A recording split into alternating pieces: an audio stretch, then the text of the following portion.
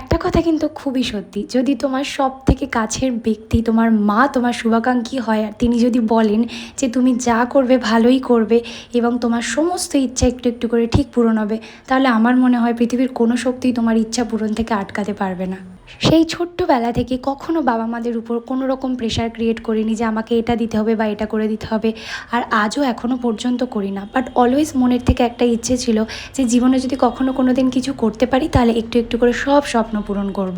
আর specially যদি স্বপ্নটা মা বাবা বা আমরা সবাই একই রকম স্বপ্ন দেখি, তো তার মধ্যে এটা একটা অন্যতম স্বপ্ন ছিল। আর এই প্রত্যেকটা স্বপ্ন পূরণের পিছনে আমার বাবা মা ছাড়াও আমার আরও কয়েকটা বিশেষ মানুষের ভূমিকা রয়েছে। যেমন ধরুন স্কুলের কিছু টিচার আর টিউশনের কিছু টিচার, তারা আমার সারা জীবন আমাকে পজিটিভ ভাইবস দিয়ে গেছে এবং আজকে আমি যা কিছু করতে পারছি তা আমার বাবা মার পরেও তাদের অনেকটা ভূমিকা আছে।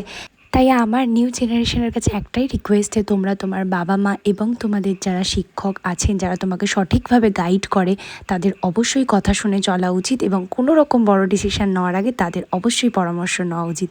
এই ছিল আমার একটা ছোট্ট ব্লগ, আশা করি তোমাদের ভালো লাগবে। দেখা হবে আবার কোনো একটা নতুন ব্লগ নিয়ে।